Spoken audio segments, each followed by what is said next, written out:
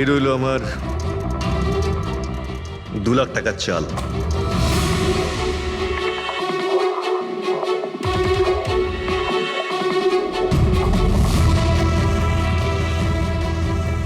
আমার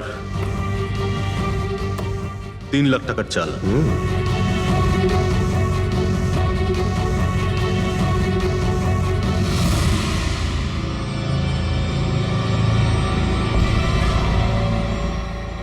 শো, মনে হচ্ছে আজকে আমার দিনটা খুব ভালো। আমাকে হারানো আজ তোমাদের পক্ষে সম্ভবই নয়। সম্ভব না, তাই না? হ্যাঁ, দাঁড়া দেখাচ্ছি।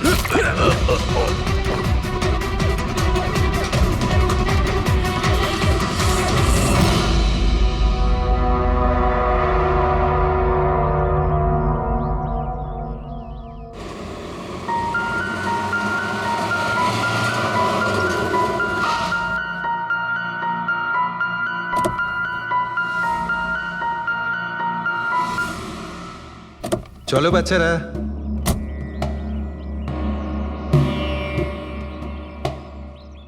ভীষণ ক্লান্ত লাগছে, এত লম্বা ড্রাইভ। হেমন্ত, তুমি তো জানো আমরা ভ্যাকেশনে এসেছি, তাহলে কিছুদিন তুমি বিশ্রাম করে নিও। ওকে ওকে বাবা, ঠিক আছে, দরজা তো খোলো, আমি লাগেজগুলো নিয়ে আসছি। হ্যাঁ। এসো।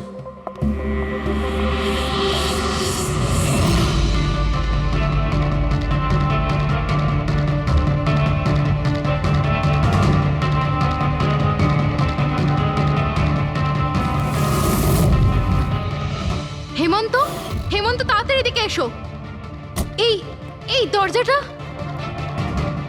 তুমি ওদের গাড়িতে বসাও, আমি দেখছি। হেমন্ত, সাবধানে প্লিজ। চলো চলো চলো।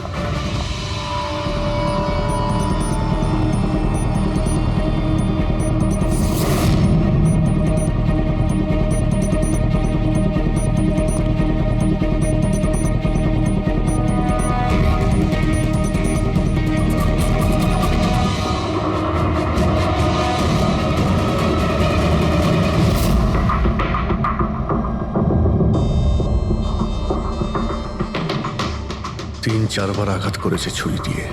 লাশ খুব একটা পুরনো নয়, মনে হচ্ছে কাল রাতে খুন হয়েছে এর। জুয়া খেলার সময় মারা গিয়েছে। এই 5টা গ্লাস পড়ে আছে এখানে, আর এই 5টা ভাগে তাস বাটা আছে। মনে হচ্ছে এছাড়া আরো 4 জন ছিল, ওদের মধ্যে কেউ একজন মেরেছে একে। বাইরে থেকেও কেউ আসতে পারে। পুরবী পঙ্কজ, একটু দেখো তো এই জালনা কিংবা দরজা ভাঙা নেই তো? মিস্টার হেমন্ত, এই লোকটা কে? না স্যার, আমি তো এনাকে আগে কখনো দেখিও নি। এই লোকটা আপনার ঘরে মরে পড়ে আছে, আর দেওয়ালের চারিদিকে ওর ছবি লাগানো আছে। এটা কি করে সম্ভব? একজন অচেনা লোক আপনার এই হলিডে হোমে এসে তাস খেলছে, মারা গেছে। How it possible?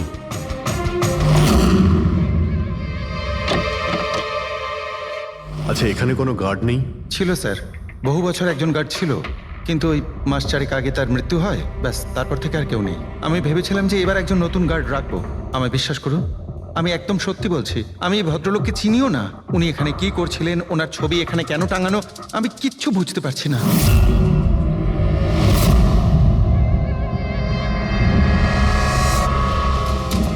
পঙ্কজ,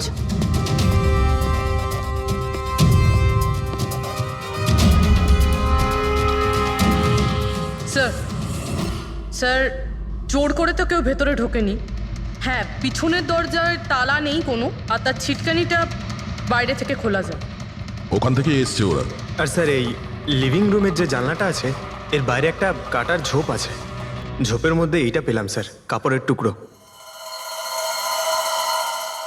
মনে হচ্ছে কেউ এর উপরে নজর রাখছিল ওখান থেকে, আর তাড়াহুড়ো করে দৌড়তে গিয়ে তখন এই কাপড়ের টুকরোটা ওইখানে আটকে যায়।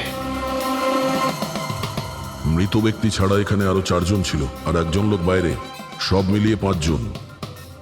তাহলে এই ক্রাইমের অন্তত 5 জন সাক্ষী আছে। যদি এই 5 জনের মধ্যে একজনকেও ধরতে পারা যায়, তাহলে জানা যাবে কাল রাতে এখানে কি হয়েছিল।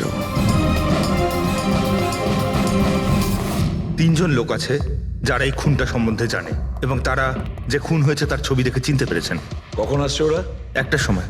5 জনের মধ্যে 3 জন প্রথমবারই পাওয়া গেল, নট ব্যাড। আর স্যার ওনারা নিউজ দেখে নিজেরাই আমাদের সঙ্গে দেখা করতে এসেছিলেন। অসাধারণ ব্যাপার। সমাজে যদি বাজে লোক থাকে, ভালো লোকও অনেক আছে স্যার। কিন্তু ওরা কাল রাতে রিপোর্ট লেখালো না কেন? স্যার স্যার এরা ওই তিনজন, প্রীতম, রণবীর, বিক্রম। প্রীতম, রণবীর আর বিক্রম, তোমরা সবাই জানো ওই খুনটার ব্যাপারে? স্যার। তিনজনের আলাদা করে স্টেটমেন্ট নাও। স্যার, যখন সিডের খুন হয়েছিল তখন আমি ওখানেই ছিলাম। সিড, ওর নাম সিড ছিল? হ্যাঁ স্যার। স্যার, আমি ওদের চিনতামও না। কালকে প্রথমবার ওদের সাথে দেখা হয়েছে, আর কালকেই খুন হয়ে গেল। এক মিনিট, সব কিছু ঠিক মতন বলবে। স্যার, আসলে ওই যে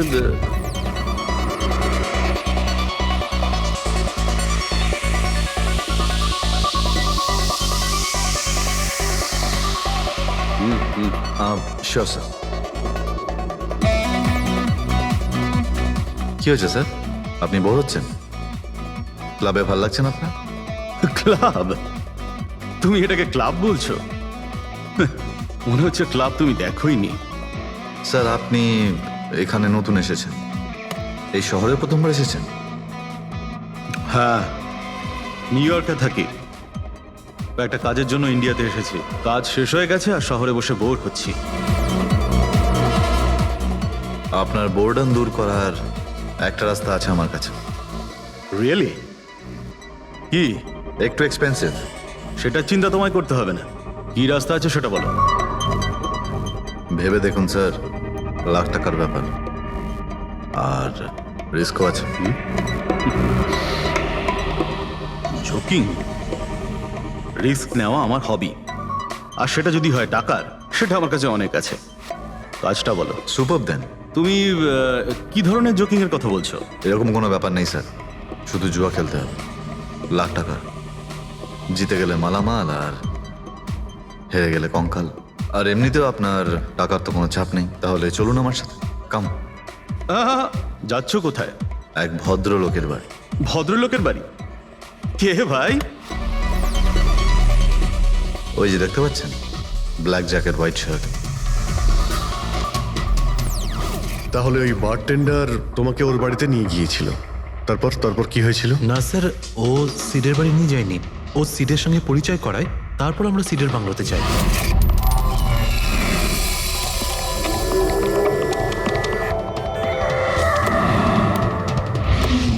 আর যখন আমরা ওখানে পৌঁছলাম তখন আগে থেকেই দুজন ওখানে ছিল।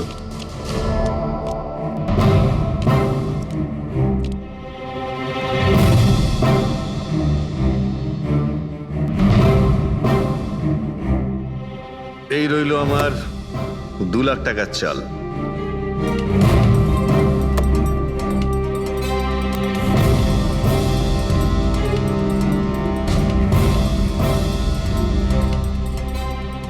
শো দেখা। দারুণ ব্যাপার ভাই। কি খেয়ে বসেছিস? জিতেই চলেছিস। আমাদেরও বলে দে, আমরা একটু টাকা কামাই। ভাই, যদি খেলেই যেতে পারা যেত তাহলে তো কোনো কথাই ছিল না। এগুলো সব কপালের ব্যাপার, আর আজ আমার কপাল ভীষণ ভালো। সেটাই মনে হচ্ছে। তাহলে আরেকটা ডিল হয়ে যাক। হয়ে যাক। এটা কি করে হতে পারে? বললাম না আমার কপাল খুব ভালো। তোর লাক আজকে ভালো না অন্য কিছু? মানে এটাই যে তুই তাসের মধ্যে সেটিং করে রেখেছিস। এ নিশ্চয়ই তাসের মধ্যে কিছু গোলমাল করে রেখেছে। ভাই, এর বাড়ি হয়তো কোনো ক্যামেরাও লাগিয়ে রেখেছে, নাকি তাসে গন্ডগোল করে রেখেছে। ভেবে দেখার ব্যাপার। তোর মনে হচ্ছে আমি চিটিং করছি? অফকোর্স, নাহলে আমাদের মধ্যে কারো হাতে ভালো তাস এলো না কেন? ওর এলো না, আমার এলো না কেন? তুই চিটিং করছিস? চিটার? এই, তুই আমাকে চিটার বলছিস? হ্যাঁ, তোকে চিটার বলছি। ও, হার মেনে নিতে পারছিস না তুই, তাই তো? খোকা, এটা বড়দের গেম, বাচ্চাদের নয়। যদি এখানে জিততে হয় না, তবে কার্ডে জিততে হয়। তাহলে বেরিয়ে যায় এখান থেকে। মুখ সামলে কথা বল। কি করছিস কি? তুই মুখ সামলে কথা বল, এটা আমার বাড়ি, বুঝলি? বেরিয়ে যা এখান থেকে। কি করছিস কি ভাই? আরে ওকে তাড়া কেউ এখান থেকে। তার মানে হরিশ ওখান থেকে চুপ করে বেরিয়ে গেল। হ্যাঁ স্যার, প্রথমে আমারও মনে হচ্ছিল যে ও চলে গেছে, কিন্তু ও কিচেনে গেছিল। কিচেনে? হ্যাঁ স্যার, কিচেনে। যখন ও কিচেন থেকে বেরোলো তখন ওর হাতে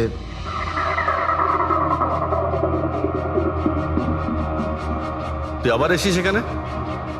তোকে বলেছি না এখানে আসবি না? বেরো এখান থেকে। কি হলো কি? এই তুই আবার হাত দিচ্ছিস গায়ে? আরে ভাই, আরে কি করলি কি তুই? আরে মেরে দিল ওকে। এটা এটা কি করলে? মেরে দিলে? আমি অ্যাম্বুলেন্সকে কল করছি, তোরা এখানে থাক। আরে মরে গেছো। পুলিশকে ফোন কর, না হলে আমরা সবাই ফেসে যাবো। পুলিশকে ফোন করলে আমরা বেঁচে যাব? জুয়া খেলছিলাম আমরা, বেআইনি এই জুয়া খেলা। হ্যাঁ, জুয়া খেলেছি, কাউকে মারিনি তো এক আমরা। বেশি চালাকি করিস না। পুলিশ যদি আসে না, আমি একা ফাঁসবো না, সবাই মিলে ফাঁসবো। সেভ একটা কাজ করতে পারি, তোরা এখান থেকে যা, আমি কাজটা খতম করে আসছি। তোমরা কত টাকা হেরেছিলে? স্যার 30 লাখ। আমার প্রায় 50 লাখ মতন। স্যার 35 লাখ। এক মিনিট রণবীর, তুমি বলেছিলে যে সিড এই সময় সাদা শার্ট পরেছিল, ইয়ে স্যার, উনি সাদা শার্টই পরেছিল। আর বিক্রম, তুমি বলেছিলে যে ও হলুদ শার্ট পরেছিল। হ্যাঁ স্যার, ও হলুদ শার্টই পরেছিল। ও সাদা বা হলুদ রঙের শার্ট পরেছিল না, একটু ব্লুইশ কালার ছিল শার্টটার, আমার ভালো মনে আছে। কিভাবে সেটা হয়? আমরা যখন লাশটাকে পেয়েছিলাম তখন ও হোয়াইট কালারের শার্ট পরেছিল, আর রণবীরও তো এই একই কথা বলছে। এটা কিভাবে সম্ভব? একই সময়ে আলাদা আলাদা ড্রেসে কিভাবে খুন হয়? স্যার, যখন মার্ডার হলো তখন এটা কেউ ছিলই না ওখানে। ছিল না মানে? মানে এটাই যে আমার ভালো মতো মনে আছে, এটা 6 মাস আগের ঘটনা। এরা ছিল না ওখানে। না স্যার, এটা পুরো 1 বছর আগের কথা। কি সব বলছে স্যার এরা? খুন তো কাল রাতে হয়েছে, তাই না? এক্স্যাক্টলি, খুনটা গতকাল রাতেই হয়েছিল। আর সেই সময় উনি সাদা রঙের শার্টই পরেছিলেন। এক মিনিট, এসব তোমরা কি বলছো? কাল রাত, 6 মাস, 1 বছর আগে? হ্যাঁ স্যার। আই হোপ তোমরা একটা লোকের মার্ডারের কথা বলছো যা কাল রাতে হয়েছিল, তাই তো? আর তোমরা বলছো এই দুইজন ছিল না মার্ডারের সময়? স্যার, এরা দুজন ওখানে ছিল না। আমি যে মার্ডারের কথা বলছি সেটা 6 মাস আগে হয়েছে। স্যার, খুনটা কাল রাতেই হয়েছিল। আর সেই সময় যারা ছিল সেই দুজন অন্য কেউ ছিল, ওরা তখন ওখানে ছিল না। হ্যাঁ স্যার, ওরা ঠিক বলছে, আমিও চিনি না এদেরকে। তোমরা তিনজনের সিডের কথাই বলছো তো? আর মার্ডার হওয়ার আগে ও তোমাদের সঙ্গে চেরিস ক্লাবে দেখা করেছিল তো? আর তারপরে ও তোমাকে হেমন্ত বিলায় নিয়ে গেছে। না স্যার, ও আমাকে সংকল্প ম্যানশনে নিয়ে গেছিল। আর সেটা ওই কীর্তি হিলসে, হ্যাঁ কীর্তি হিলসে ছিল। না স্যার, ও আমাকে ইয়াশ হাউসে নিয়ে গেছিল, যেটা কার্টিস রোডে রয়েছে। একটাই লোক 3বার 3 জায়গায় 3 রকম আলাদা আলাদা জামা কাপড় পরে কি করে মরতে পারে? হ্যাঁ, সালুকে বলো। আচ্ছা, ঠিক আছে, ওকে। অজিত, সালুকে কোনো সূত্র খুঁজে পেয়েছে। তোমরা যাও, সালুকের সঙ্গে দেখা করো, আর ততক্ষণে আমি এদেরকে একটু জিজ্ঞাসাবাদ করি।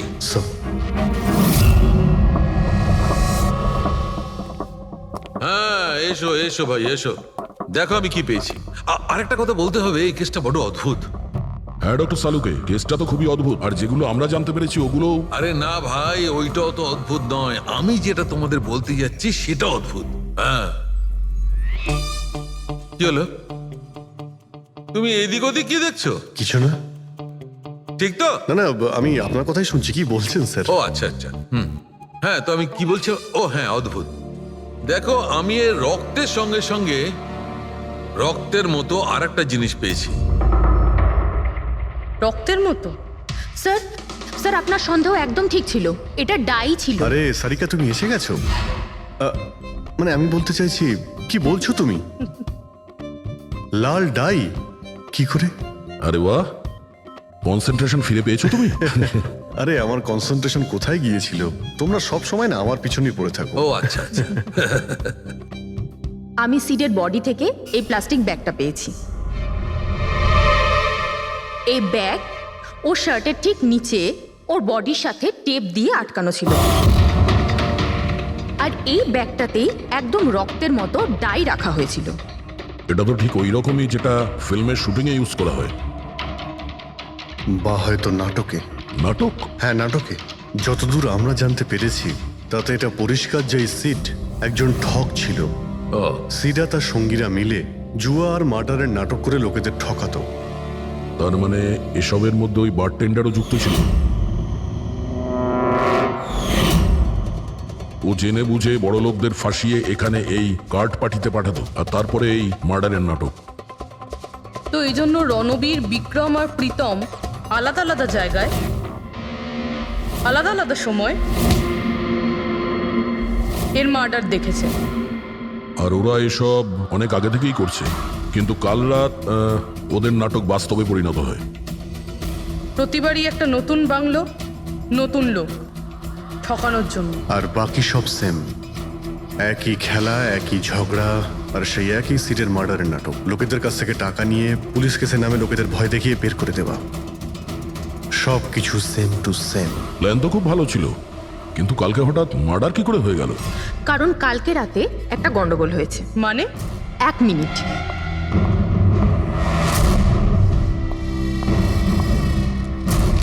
স্যার, আর এই হচ্ছে ছুরি। এই ছুরিটাও সেই রকমই নকল যেমন এই রক্তটা। যদি এটাকে কারোর শরীরে মারা যায় তখন এটা শরীরের ভেতরে যায় না, এটা ছুরির ভেতরেই চলে যায়। এই দেখো। কিন্তু ডক্টর, এটা যদি নকল চাকু হয় তাহলে এই নকল চাকু দিয়ে সিড মারা গেল কি করে? কালকে রাতে একটা ভুল হয়েছিল। এখানে একটা পেঁচ আছে, এই দেখো। যদি এই পেঁচটাকে ঘুরিয়ে দেওয়া যায় তখন এই ফলাটা আটকে যায়, ভেতরে ঢুকতে পারে না। তারপর এই ছুরিটা দিয়ে কেউ যদি আঘাত করে শরীরের ভেতরে ঢুকে যায়। কেউ ইচ্ছে করে এই ছুরিটাকে এরকম বানিয়েছে যাতে সিড মরে যায়। এরকম তো সেই লোকটাই করতে পারে যে এই খেলার ব্যাপারে সব কিছু জানতো। এটা বোধহয় সে যে লিভিং রুমের ব্যালকনিতে ছিল, যার কাপড়ের টুকরো আমরা পেয়েছিলাম। আর দ্বিতীয়ত, আমাদের খুনির কাছে সে পৌঁছবে যে বাকি লোকেদের কার্ড পার্টি পর্যন্ত পৌঁছেছে। ওই bartender Dinesh. Excuse me? I am sorry sir, এখনো ক্লাব ওপেন হতে বেশ কিছুটা সময় বাকি আছে। Sorry sir. আমরা একটা কেসের ব্যাপারে এখানে এসেছি, আমরা সিআইডি থেকে। সিআইডি? হ্যাঁ বলুন স্যার, আমি কি করতে পারি আপনার জন্য? স্টাফেদের সঙ্গে কিছু কথা আছে। স্টাফেরা এখানে আছে?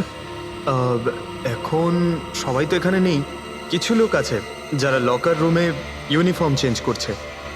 আপনাদের একজন বারটেন্ডার দিনেশ, সে কোথায়? ম্যাম, কাল থেকে ও কাজে আসেনি, জানি না না বলে কোথায় গেছে। আচ্ছা স্যার, ব্যাপারটা কি? ও কিছু ঘটিয়েছে নাকি? করেছে কি করেনি সেটা পরে আপনি জানতে পারবেন। আপাতত আপনি ওর অ্যাড্রেস দিন আমাদের। স্যার, ও এখানে যে অ্যাড্রেস দিয়েছিল সেটা ভুল অ্যাড্রেস। অ্যাকচুয়ালি ও যখন উধাও হয়ে গিয়েছিল এখানে অ্যাড্রেস বুক থেকে ওর সব ডিটেলস বার করেছিলাম আমি, কিন্তু তারপর দেখলাম যে অ্যাড্রেসটা ভুল। আপনি চাইলে আমি আপনাকে অ্যাড্রেসটা দিতে পারি, কিন্তু আমার মনে হয় না আপনি ওকে ওখানে খুঁজে পাবেন। আপনি যখন কাউকে কাজে রাখেন তখন তাদের ডিটেলস নিয়ে রাখেন না? আপনি কি জানেন আপনার এই বারকে সামনে রেখে ও লোককে ঠকাতো? হোয়াট? আর আমরা এখন ওকে একটা খুনের ব্যাপারে খুঁজছি। Murder? I am sorry ma'am, আমি সত্যিই জানতাম না। সেই জন্যই আগে থেকে ভালো করে খোঁজ নিতে হয়। রুলসগুলো আপনার ভালো করে ফলো করা উচিত ছিল। আগে থেকে এগুলো করলে আজকে এরকম প্রবলেম হতো না। I am sorry sir.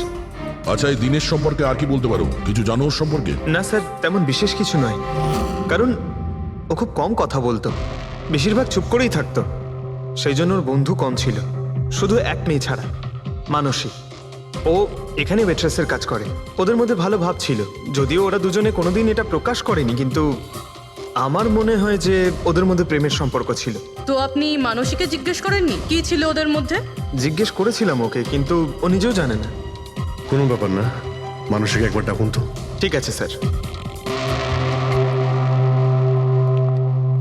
Sir, মানসী। মানসী, দিনেশ তোমার বন্ধু ছিল? ছিল মানে? ও ঠিক আছে তো? দেখো, একটা খুন হয়েছে, আমরা সন্দেহ করছি দিনেশ ওটাতে ইনভলভ আছে। আমরা ওকে খুঁজছি। তুমি জানো কোথায় আছে ও?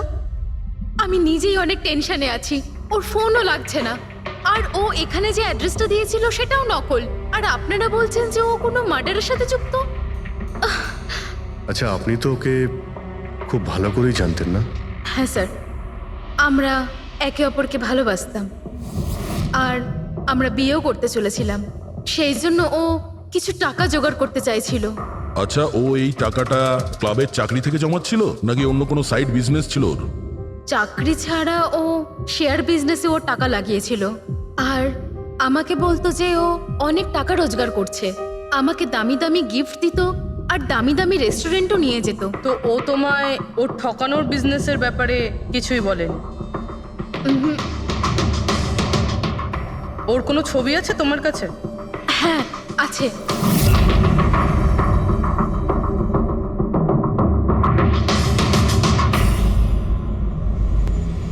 স্যার এই দিনেশ তো নিরুদ্দেশ, কিন্তু ওর ছবি আমরা পেয়েছি। করাও, তিনজনের স্কেচ তো করা হচ্ছে। একটা কথা তো পরিষ্কার যে চারজন সবাই একসঙ্গে কোনো গর্তে লুকিয়ে বসে আছে। হ্যাঁ স্যার। স্যার এরা ঠক কিন্তু খুনি নয়। ভুল করে এদের হাতে খুন হয়ে গেছেন। 100% এরা ভয় পেয়েই কোথাও লুকিয়ে রয়েছে। ব্যাস, এই ভয়টাকেই আমাদের কাজে লাগাতে হবে। এমন ভাবে ভয় দেখাতে হবে যে ওরা নিশ্চয়ই কোনো ভুল করে থাকবে আর আমরা খপ করে ধরে ফেলবো। স্যার স্যার, হ্যাঁ স্কেচ তৈরি। ওকে স্যার, হ্যাঁ, এই তিনজনই জুয়ারি, আর যে ছুরি মেরেছে সে হলো হরিশ। একটা কাজ করো, এই তিনটে স্কেচই আর ওই বারটেন্ডারের ছবি প্রতিটা police station, railway station, bus stand, লজে সব জায়গায় পাঠিয়ে দাও আর সমস্ত নিউজ চ্যানেলেও পাঠিয়ে দাও। আর ওদেরকে জানিয়ে দাও যে 24 ঘন্টা যেন এদের ছবি দেখানো হয়। প্রত্যেকটা বাড়িতে এদের ফটো দেখাতে হবে। তারপরে দেখবো কতদিন লুকিয়ে থাকে আমাদের হাত থেকে। এই 4টে ফটো খুব ভালো করে দেখুন। এই 4জন এই হত্যাকাণ্ডে জড়িত। এদের ব্যাপারে কোনো রকম সূত্র বা কোনো রকম খবর পেলে সিআইডি কে এই নাম্বারে খুব তাড়াতাড়ি যোগাযোগ করবেন। এরা খুবই ভয়ানক। এরা সবাই ইন্ডাস্ট্রিয়ালিস্ট হেমন্ত কুমারের ফার্ম হাউসে নিজেরই এক বন্ধুকে খুন করে পালিয়ে গেছে। পুলিশরা অনেকক্ষণ ইনভেস্টিগেশন করার পরেও সেখান থেকে কোনো কিছুই খুঁজে পাওয়া যায়নি। সিআইডি এদের সবাইকে খুঁজছে। এই হলো এদের ফটো।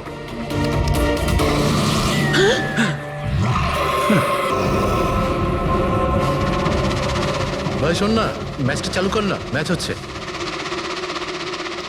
এরা সবাই ইন্ডাস্ট্রিয়ালিস্ট হেমন্ত কুমারের ফার্ম হাউসে নিজেরই এক বন্ধুকে খুন করে পালিয়ে গেছে। সিআইডি এদের সবাইকে খুঁজছে।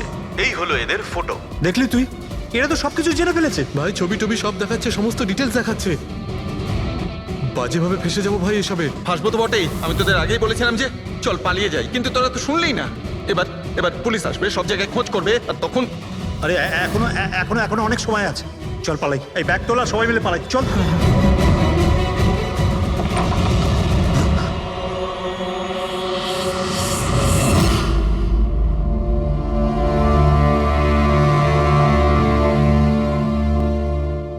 স্যার, সিট তো আমার খুব ভালো বন্ধু ছিল, আমার পার্টনার ছিল, সবকিছু ঠিকঠাক চলছিল। এতদিন ধরে কোনো গোলমাল হয়নি। ওই রাতে কি যে হলো, আমি তো অন্যান্য বারের মতোই নকল ছুরিই মেরেছিলাম, কিন্তু মানে মানে জানি না কিভাবে মরলো, আমি জানি না। এও জানে না। ওসব নাটক বন্ধ করো আর সত্যি করে বলো। বলো স্যার, আমরা ধনী আর এনআরআই লোকদের বোকা বানিয়ে ঠকাতাম, আর দিনেশ ওই জেডিস ক্লাব থেকে এই ধরনের বোকাদের সিডের কাছে আনতো। তারপর আমরা সেই বড় লোক এনআরআই লোকগুলোকে কোনো খালি নির্জন বাংলোয় নিয়ে যেতাম, যেটা আমরা প্রথম থেকেই সিডের বাংলোর মতো সাজিয়ে রাখতাম। হ্যাঁ স্যার, আমার একটা বিজনেসও আছে স্যার, রিয়েল এস্টেটের বিজনেস। তাই স্যার এই কাজের জন্য এরকমই খালি শুনশান বাংলোর খোঁজ করতাম আমি স্যার, আর তারপর অ্যাভেলেবেল করাতাম এই কাজের জন্য স্যার। স্যার প্রথমে আমরা মুরগিকে জিততে দিই, আর তারপর যখন সে ভরসা পেয়ে যায় তখন সিট জেতা শুরু করে দেয়। এই সব কিছুর প্ল্যান থাকতো স্যার, সিট জিততেই থাকতো, আর ওরা আমার মধ্যে ঝগড়া শুরু হতো, আর আমি রেগে গিয়ে ওকে খুন করে দিতাম, মানে মিথ্যে করেই। এসব দেখে ধনী এনআরআই লোক ঘাবড়ে যেত আর ওদের টাকা পয়সা ফেলে পালিয়ে যেত। উঠে পর, নাটক শেষ, চলে গেছে ও।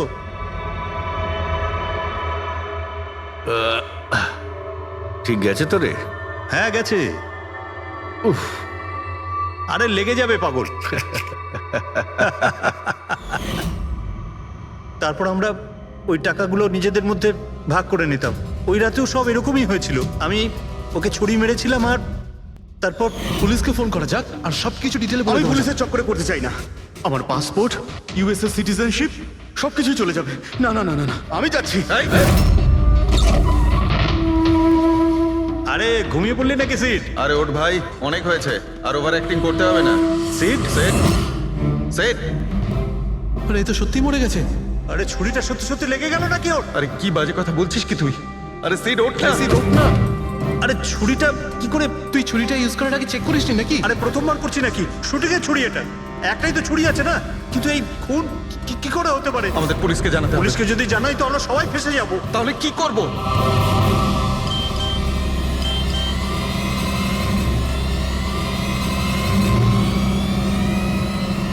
তোর খেলাটা ভেস্তে গেছে ভাই। কি? এই এই এটা দেখ, এই দেখ ফটো আছে। আরে আমি এই ফটোগুলো এখনই পাঠাচ্ছি পুলিশের কাছে অ্যাড্রেস সহ, ওরা এক্ষুনি ওখানে এসে পড়বে। তোর খুব শখ হয়েছিল না খেলার, এবার দেখি পুলিশের সাথে কেমন লুকোচুরি খেলিস। তুমি বলছো যে তোমরা ওখানে টাকা ফেলে পালিয়ে গিয়েছিলে? হ্যাঁ স্যার, পুরো 90 লাখ টাকা ছিল স্যার। আমরা সব ফেলে পালিয়েছিলাম। কিন্তু আমরা তো ওখানে কোনো টাকা পাইনি। আমি কিছু জানি না ম্যাম, ওই টাকাটা কোথায় গেছে, ওই নকল ছুরিটাই বা আসল কি করে হয়ে গেল, সিডের খুন কি করে হয়ে গেল, আমি কিচ্ছু জানি না ম্যাম। কেউ তোমাদের জালে তোমাদেরই ফাঁসি দিয়েছে, বুঝেছো? দেখো, এমন কেউ আছে যে তোমাদের এই খেলার ব্যাপারে সব কিছুই জানতো, ওই ছুরিটা নিয়ে কোনো গন্ডগোল করেছিল আর তাতেই সিট মারা যায়। আর ওই দিনেশ, ও কোথায়? সিড মারা যাওয়ার পর আমি দিনেশকে ফোন করেছিলাম, আমার কথা শুনে ও খুব ঘাবড়ে গেছিল, বলল কি যে ওই শহর ছেড়ে চলে যাবে। দিনেশ তো তখন থেকেই উধাও, তাহলে কি পুরো প্ল্যানটা আবার দিনেশ করেনি তো? ওখানে রণবীরকে পাঠায় আর হরিশের ছুরিটাই চেঞ্জ করে দেয়, আর তারপরে দিনেশ ব্যালকনিতে লুকিয়ে পড়ে। আর ওখান থেকে দিনেশ ফটো তুলেছে স্যার, আর হরিশকে পাঠিয়েছে, আর তারপর বলেছে যে পুলিশ আসছে, তাই এরা সব ভয় পালিয়ে গেছে। 90 লক্ষ টাকা ছেড়ে পালিয়ে গেছে। তার মানে দিনেশ আমাদের সাথে বেইমানি করেছে। বাহ, সবাইকে ঠকায় যে লোক, যখন তাদের সাথে এরকম হলো খারাপ লাগছে।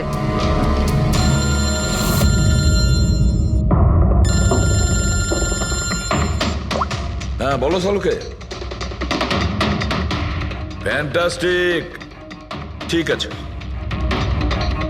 সালুকে বললো যে প্রমাণ পাওয়া গেছে, যে জিনিস দুটো আমরা দিনেশের কথায় আমরা পাঠিয়েছি, ওর ইউনিফর্ম আর জিম ব্যাগ। হ্যাঁ দা, যে কাপড়ের টুকরো আমরা ব্যালকনি থেকে পাই, ওই টুকরোর সঙ্গে এই দিনেশের ইউনিফর্মের কাপড় ম্যাচ করছে। স্যার, তার মানে খুনি দিনেশ?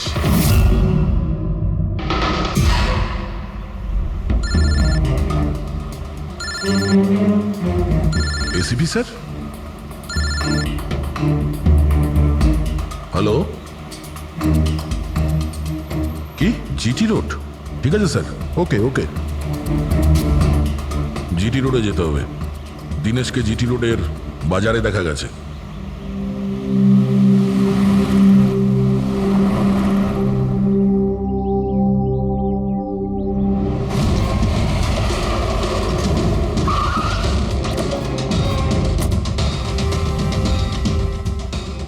ভাই, এই লোকটাকে দেখেছো এখানে?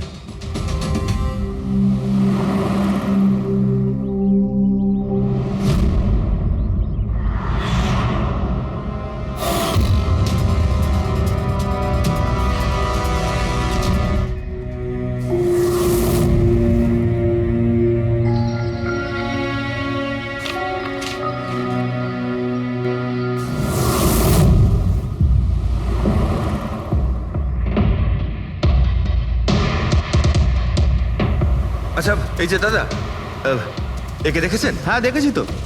কোথায়? ওই তো ওখানে দাঁড়িয়ে রয়েছে। আগে? হ্যাঁ আগে। থ্যাঙ্কস থ্যাঙ্কস, চলো। মা, বাবা, আমায় ক্ষমা করে দিও। আমি তোমাকে অনেক কষ্ট দিয়েছি, তোমাদের মান সম্মান ডুবিয়ে দিয়েছি, কিন্তু একটা সত্যি কথা, আমি খুনি নই, আমি কাউকে খুন করিনি। আমি শুধু একটু টাকা ইনকাম করতে চেয়েছিলাম, কিন্তু আমি জানতাম আজ নয়তো কাল পুলিশ আমাকে ধরেই নেবে, এটা হওয়ারই ছিল।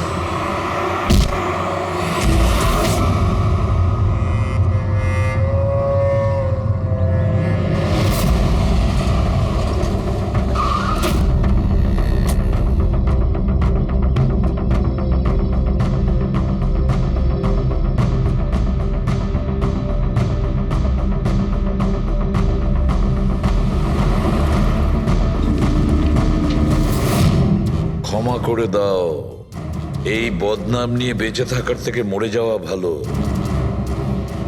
স্যার আমরা সিসিটিভি ফুটেজ চেক করে দেখেছি, ওকে দেখে ওখানে ডিপ্রেসড মনে হচ্ছিল। স্যার মনে তো হচ্ছে না কেউ ওকে ফোর্স করেছিল, ও নিজের ইচ্ছেতেই মারা গিয়েছে।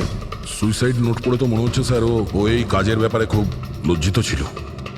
ও এ ব্যাপারে জড়িত তো ছিল, কিন্তু সিটকেও মারেনি। স্যার দিনেশ নয় তো আর কে হতে পারে? এদের এইসব খেলার ব্যাপারে আর তো কেউ জানতোই না। এরকম ব্যাপার নয় তো যে এরা যাদেরকে ঠকিয়েছিল ওদের মধ্যে কেউ এদের থেকে প্রতিশোধ নিচ্ছে? হতে পারে। একটা কাজ করি, আমরা বোর্ডের ওপর পুরো সাসপেক্টদের নাম লিখি, ওদের ফটোগুলো ওই সাসপেক্ট মানে ওই এনআরআই যাকে হরিশ আর তার দুই বন্ধু মিলে ঠকিয়েছে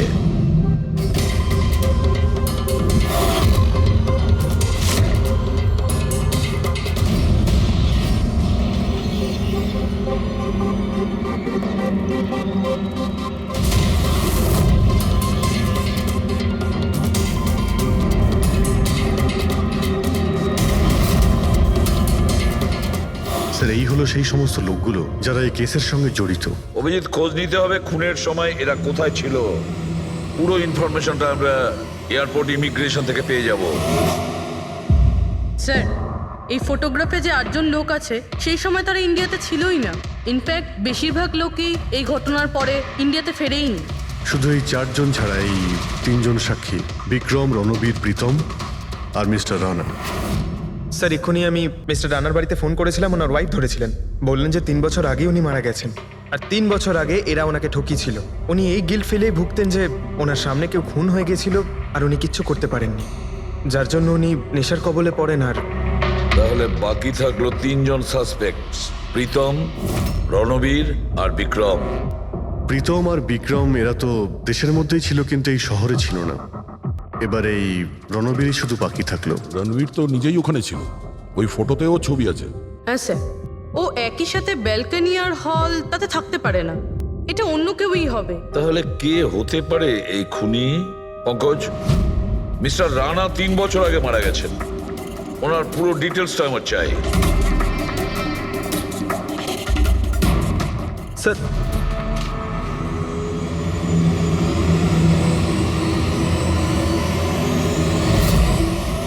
এটা কোনো একজন লোকের কাজ নয়, অন্য কেউ আছে যে ওর সঙ্গে কাজটা করেছে। আমার তো মনে হচ্ছে যে খুনি আমাদের চোখের সামনেই আছে, শুধু আমরাই ওকে দেখতে পাচ্ছি না। ইয়েস, খুনি তো আমাদের সামনেই ঘুরছে। কি কথা বলেছো ফ্রেডি, সুপার। আমি স্যার? হ্যাঁ তুমি। খুনি সত্যিই আমাদের চোখের সামনে ঘুরছে, কিন্তু আমরা ওকে দেখতে পাচ্ছি না। কিন্তু এখন আমি বুঝতে পেরে গেছি। হোটেলে যাই। হোটেল? হ্যাঁ হোটেল।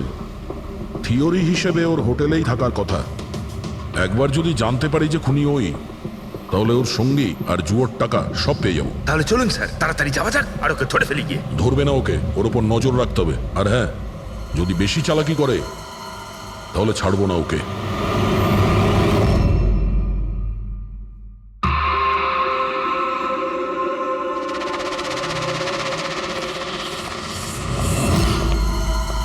Excuse me. হ্যাঁ স্যার।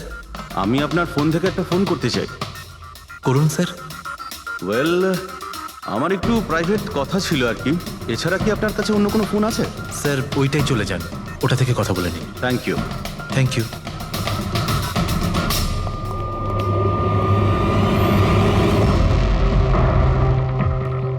শোনো ভাই।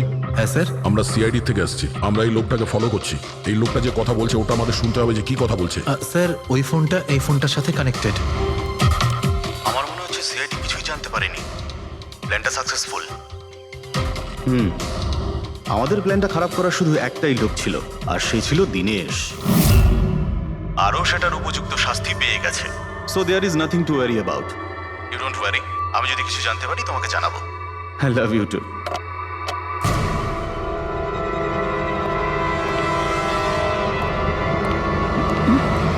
এই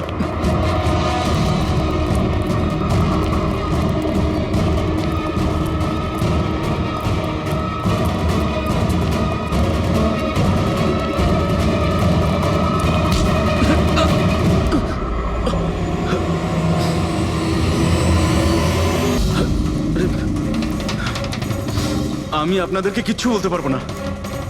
আমি এই ব্যাপারে কিচ্ছু জানি না। তুই কিছু বলিস আর না বলিস, তুই ফোনে যা কথা বলছিলি না ওটা আমরা সবাই শুনে নিয়েছি, বুঝলি? শুধু এটা বল, টাকা কোথায়? হ্যাঁ, দেখো, মুখ বন্ধ করে কেন নিজের জীবনের সর্বনাশ ডেকে আনছো? তোমার মঙ্গল এতেই, চুপচাপ যা জানো সব বলে দাও। টাকাটা ওর কাছে রয়েছে।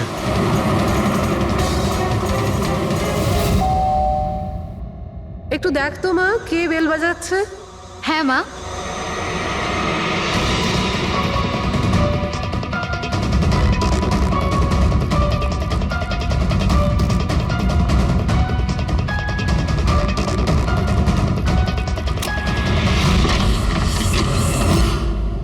হাই, চিনতে পেরেছো? স্যার, মানসী। অ্যাকচুয়ালি আমরা আপনার বাড়ির তল্লাশি নিতে চাই। Search warrant. কি ব্যাপার? আপনারা কারা? সিআইডি। আমাদের কাছে আপনার বাড়ির তল্লাশির অর্ডার আছে। কিন্তু আমরা কি করেছি? আপনারা এখানে কেন এসেছেন? খুব তাড়াতাড়ি জানতে পারবে। চেক করো।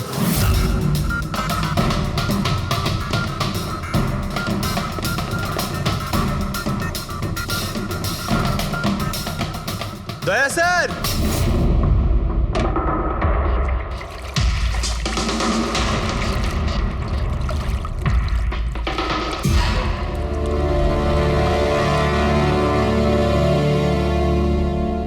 চলো। এই নোটগুলোতে রক্ত লেগে রয়েছে। ডিএনএ টেস্ট করলেই জানতে পেরে যাব যে এই রক্তটা সিডের, তাই না? এবার বলো, কিছু জিজ্ঞেস করবে? এখন এ জিজ্ঞাসা করবে না, আমরা জিজ্ঞাসা করব ব্যুরোতে। কিন্তু আপনারা আমাকে কেন সন্দেহ করলেন? শেষবার আমাদের মনে হয়েছিল যে দিনেশ খুনি, কিন্তু ও সুইসাইড করে প্রমাণ করে দিয়েছে যে ও খুনি নয়। মানুষই এটা কি চেনো? এটা তোমার ইউনিফর্মের কাপড়ের টুকরো। এটার কারণে আমরা তোমাকে সন্দেহ করছি, বুঝেছো? আর তারপর আমরা এইটা খোঁজ লাগালাম যে তুমি এরকম কাজ করলে কেন। আপনি জানতেন যে আমি এসব কেন করেছি? মিস্টার রানা, আপনার বাবা ছিল, রাইট? হ্যাঁ, উনি আমার বাবা ছিলেন। আর ওনার প্রাণ সিট আর ওনার সঙ্গীতের জন্য গেছে। উনি ওই ঘটনাটা কিছুতেই ভুলতে পারেননি। আর উনি একজন ডায়াবেটিসের রোগী ছিলেন। তারপরে উনি প্রচুর ড্রিঙ্ক করতে শুরু করে দিয়েছিলেন। উনি কি জানতেন এগুলো যা হচ্ছে সেগুলো সবই নাটক? না, উনি কিছুই জানতেন না। যদি এটা জানতেন তাহলে নিজের প্রাণ নিতেন না। উনি তো এই সব কিছুকে সত্যি মনে করতেন। ইউএসএতে ছিলাম আমি, যখন মা আমাকে কল করলো। বাবার অবস্থা খুব খারাপ ছিল। যখন আমি ইন্ডিয়া আসলাম তখন উনি আমাকে বললেন যে আমাকে ওনার কোনো অসম্পূর্ণ কাজ পূর্ণ করতে হবে আর ওনার অপরাধীদের শাস্তি দিতে হবে। তারপরে আমিও বাবাকে প্রমিস করেছিলাম যে আমি ওনার অসম্পূর্ণ কাজ শেষ করব। তারপরে উনি আমাদের সবাইকে ছেড়ে চলে গেলেন। তারপরে তুমি কি করলে? তারপরে আমি খোঁজ করা শুরু করি, কিন্তু ওই সময় এরকম কোনো কেস রেজিস্টারই হয়নি। কিন্তু পরে আমার মনে পড়েছিল বাবা বলেছিল যে এই জেডিস ক্লাবে দিনেশ ওনাকে সিডের সাথে দেখা করিয়েছিল। তো এইভাবে তোমার সঙ্গে দিনেশের দেখা হয়? হ্যাঁ, তারপরে আমি ওখানে ওয়েটারে চাকরি করা শুরু করি। দিনেশকে নিজের বন্ধু বানাই আর ধীরে ধীরে ওর কাছে আসতে থাকি। তারপরে পুরো বিষয়টাই আমি বুঝতে পেরেছিলাম যে কিভাবে ওরা আমার বাবাকে বোকা বানিয়ে আমার বাবার থেকে টাকা নিয়েছিল। কিন্তু আইনের কাছে সাহায্য চাওয়ার বদলে তুমি আইন নিজেই হাতে নিয়ে নিলে। বেইমানির বদলে বেইমানি। দিনেশের সঙ্গে তুমি ভালোবাসার নাটক করেছিলে। হ্যাঁ, আমি নাটক করেছি। ওদেরকে উপযুক্ত শাস্তি দেওয়ার জন্য আমি এটা করেছিলাম। আর এতে তোমার সাহায্য করেছে তোমার প্রেমিক, তোমার আসল বয়ফ্রেন্ড।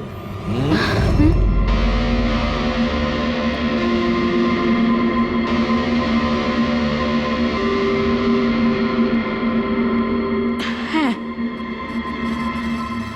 আমরা দুজনে মিলে প্ল্যান করেছিলাম। রণবীর ওই রাতে জেনে বুঝে বোকা হয়েছিল। আর ওই ছুরি ছুরিটাকে খারাপ করেছিল? যদি এই পেঁচটাকে ঘুরিয়ে দেওয়া যায় তখন এই ফলাটা আটকে যায়। ওই ছুরিটাকে আমি খারাপ করেছিলাম আর ব্যালকনি থেকে লুকিয়ে ফটো আমিই নিয়েছিলাম। তারপরে আমি ওই ফটো হরিশকে পাঠিয়েছিলাম আর ওদেরকে ওখান থেকে তাড়িয়ে দিলাম আর আমি টাকাগুলো নিয়ে ওখান থেকে বেরিয়ে পড়লাম। আমি আমার বাবাকে দেওয়া প্রমিস পূরণ করেছি। ওই টাকাটা আমার বাবার ছিল, আমি ওনার প্রতি ন্যায় করেছি। ভুল। ওই ন্যায় বিচার করা তোমার কাজ নয়, সেটা করবে আদালত। তুমি আইন নিজের হাতে নিয়েছিলে আর একটা খুব মস্ত বড় অপরাধ করেছো।